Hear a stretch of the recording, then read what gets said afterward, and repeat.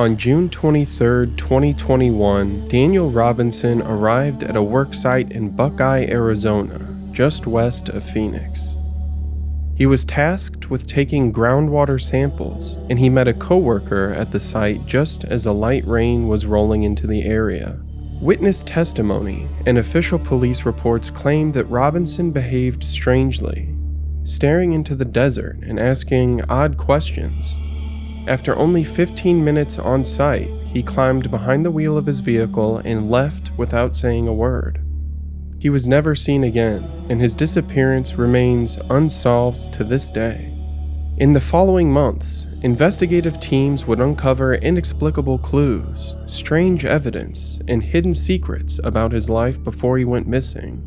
So who was Daniel Robinson, and what happened that day in the Arizona desert?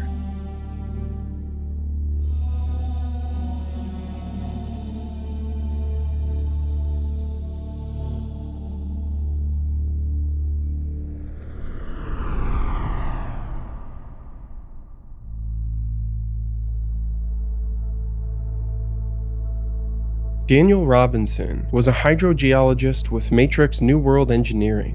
One of their major operations in the area was groundwater monitoring at one of the largest Superfund sites in the western United States. These Superfund sites are areas where hazardous waste and environmental pollution have occurred. These zones are designated for monitoring and cleanup by the Comprehensive Environmental Response, Compensation, and Liability Act of 1980. Robinson was part of a team at Matrix that monitored groundwater for chlorinated solvents, solid rocket propellant, and more. These are contaminants that resulted from the testing of defense and aerospace technologies over the years. Ken Elliott met Robinson for the first time that morning. He saw the 5'8", 165-pound man exit his 2017 Jeep Renegade. He likely noticed Robinson was missing his right forearm, something he was born without, and he refused to wear a prosthetic. He noted that Robinson quickly became distracted, looking into the distant desert. Elliott began to suspect that he was on drugs or suffering from a medical condition. Robinson asked Elliott if he wanted to rest. Shortly after, he asked if Elliott wanted to go to Phoenix and rest. A light rain began at the worksite, and after only 15 minutes, Robinson went back to his car, buckled his seatbelt, and waved goodbye to his coworker before pulling away. He drove west from the worksite, traveling farther into the desert. Another of Robinson's coworkers, Roger, heard he had left the worksite unannounced. He traveled to the apartment of Robinson's sister, Davisha, and she phoned their father, David Robinson. He was reported missing that evening, and the family would review his social media profiles for clues. They found he had removed all his posts from Instagram. That night, the police performed a cursory search near the worksite and entered Daniel Robinson into the missing persons database. On June 24th, the ground search continued, and law enforcement attempted to access GPS data from his vehicle via Uconnect. This is a system similar to OnStar. They also pinged his cell phone, however, both yielded no results. On the 25th, a helicopter performed an aerial search as ground crews continued near the worksite. Over a week later, they searched his apartment, and then, on July 9th, Civil Air Patrol performed another aerial search. These fixed-wing aircraft fly at low altitudes, near 500 feet. They found no sign of Robinson. The Buckeye Police Department would utilize UTV, cadaver dogs, and more. The search continued on site, while police began to explore Robinson's history for clues where he may have gone. The police began by interviewing close coworkers, friends, and family. Their findings were later released in a 54-page police report in late September 2021. Weeks before the incident, Robinson was acting strangely. His sister recounted that he had visited her apartment in Phoenix, sat in her living room for 30 minutes, completely unresponsive to questioning. Eventually, he stood and left without saying a word. 2 days before the incident, Robinson went into the Matrix New World offices. As a field worker, this was a rare occurrence. His coworker, Roger, noticed that he had cut off his hair, which was odd because he had recently described wanting to grow his hair longer. When Roger tried to talk to him, Robinson told him that he should try to believe in miracles and began talking of ridding himself of ego. He said, quote, "I have to get rid of my story," unquote. The day before his disappearance, he texted his sister and told her he was having an emergency. He did not return any of her responding calls or texts. Instead, he took a bus to Waffle House, even though he had a perfectly functional vehicle. Law enforcement interviewed the waitress who claimed Robinson was behaving strangely. Additionally, they recovered surveillance footage, but when his father requested this footage, he only received still photographs. Robinson's father believes that his son was meeting someone, and the police are covering up the evidence. Further investigation discovered even deeper secrets. Robinson had been working part-time as an Instacart driver delivering groceries. The additional income was a necessity because Matrix was slow to reimburse for necessary equipment and travel arrangements for worksites. Robinson had to complete expense reports and wait extended periods before receiving his compensation. So, he had turned to Instacart to supplement his income.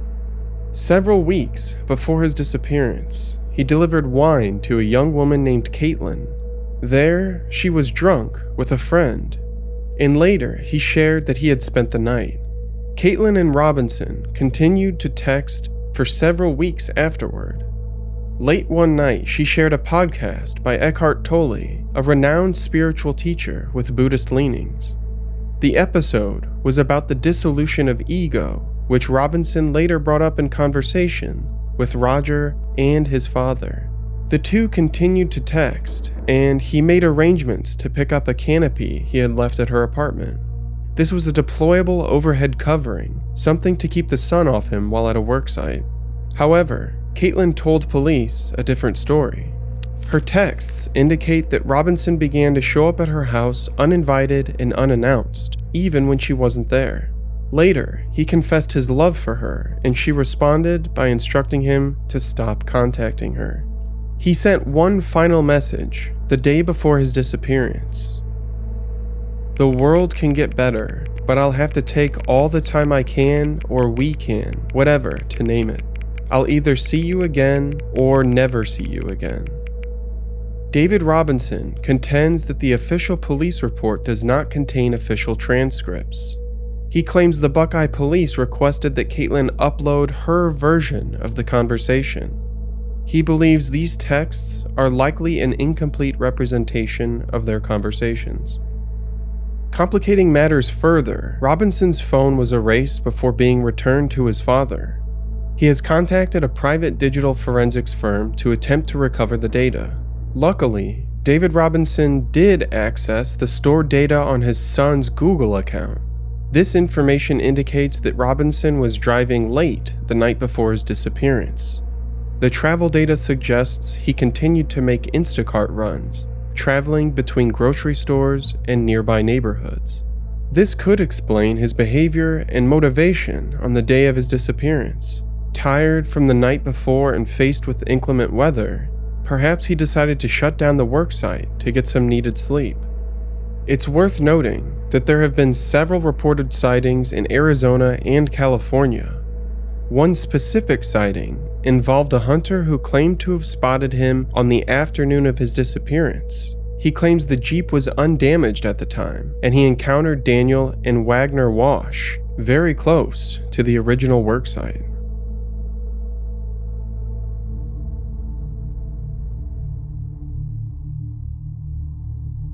On July 19th, 2021, nearly a month after his disappearance, Daniel Robinson's 2017 Jeep Renegade was discovered by Brandon Shelton, a nearby rancher. It was located 3 to 4 miles southwest from the worksite in a remote part of the desert that had been previously searched.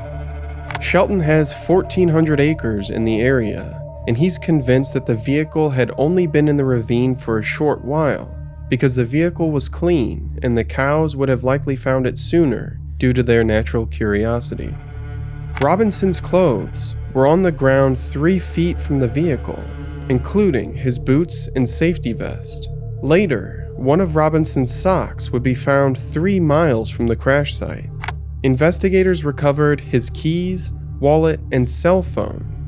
They processed the cellular and GPS data from both the phone and the vehicle. A case of bottled water was found in the vehicle, but it did not appear as though he took any with him.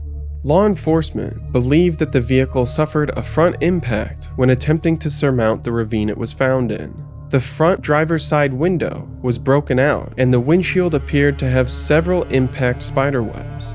The lower front portion of the vehicle suffered substantial damage. Investigators would claim to find no blood on the interior of the vehicle. They searched the area with cadaver dogs for 12 hours after discovery, but they found no additional trace of Robinson. Then, shortly after the vehicle was discovered on July 25th, monsoon rains flooded the area. Months later, an independent firm named Santan Recon was contracted by law enforcement to review the crash site and vehicle independently. They agreed with the initial findings. However, Jeff McGrath, a private investigator hired by David Robinson, disagreed. McGrath was a former detective who specialized in modeling vehicle crashes for the Avondale police. He recovered the event data recorder from the vehicle, which is similar to the black box of an airplane. The information recovered indicates that the vehicle was in a collision around 1 p.m., 4 hours after Robinson left the job site. McGrath found several discrepancies with law enforcement as a result of the data. For example, records indicate the vehicle was going 30 miles an hour at the time of the crash. McGrath attempted to recreate the scene and reach this speed on the rugged terrain and failed. Additionally, he discovered that the vehicle had traveled 11 miles after the airbags had been deployed.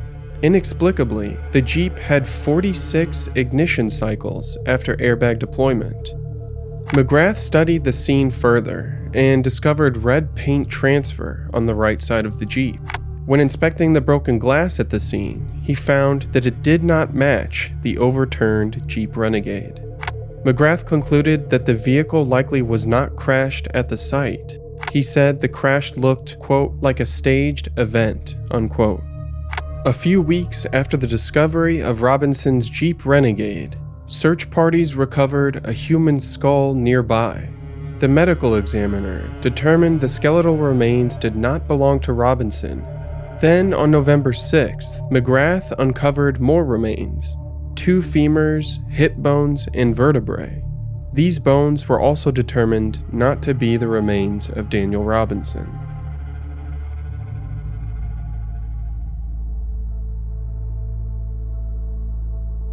With so much disagreement on the interpretation of existing evidence, it's difficult to determine what actually happened to Daniel Robinson.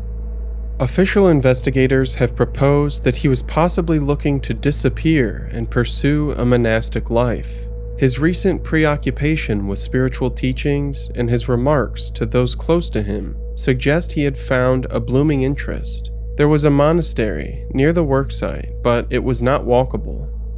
Investigators have proposed that he may have deliberately left his possessions and worldly ties in pursuit of a spiritual calling.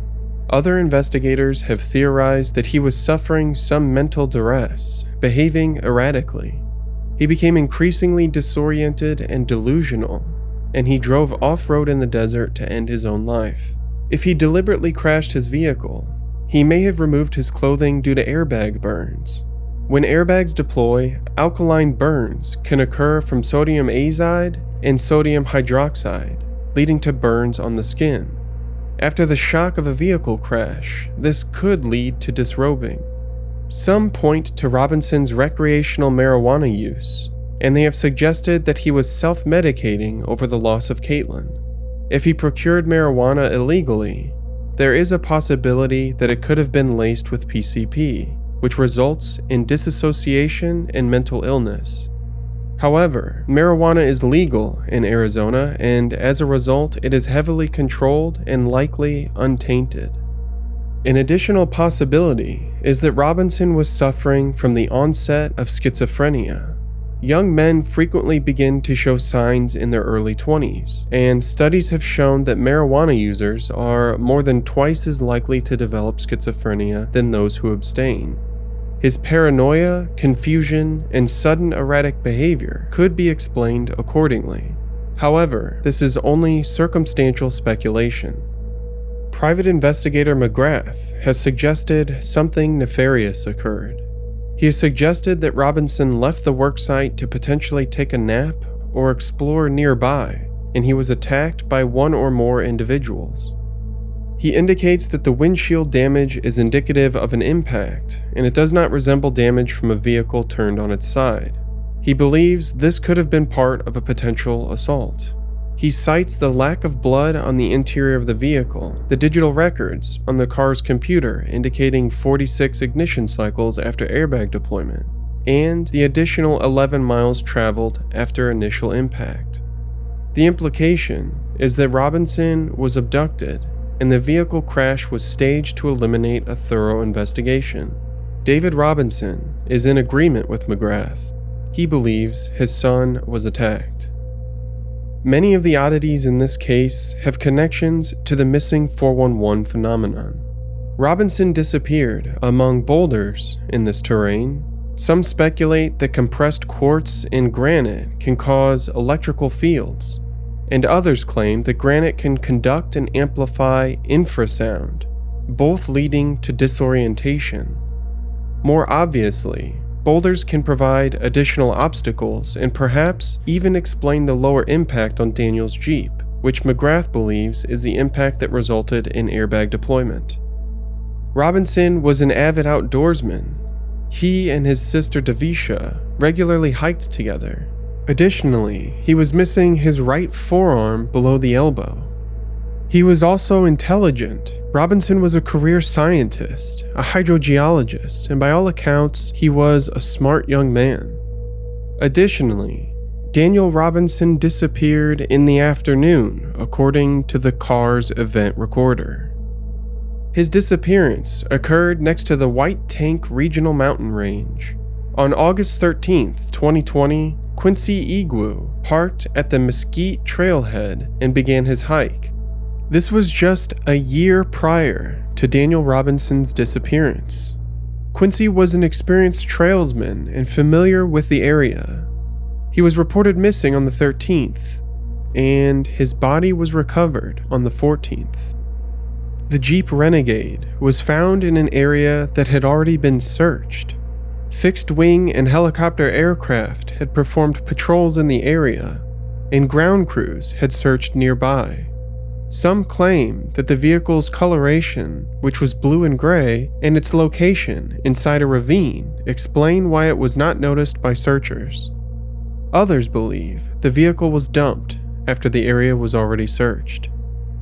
Search and rescue dogs did not encounter a scent at the crash site, and Daniel Robinson's clothing and hiking boots were left at the site 3 feet from the overturned vehicle.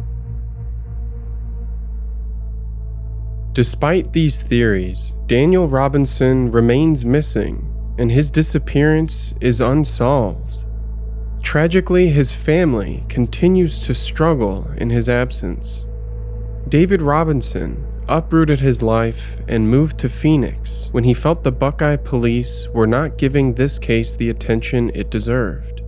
He coordinated large searches, almost daily, and he continues to comb the Sonoran desert for a son that he hopes will one day return.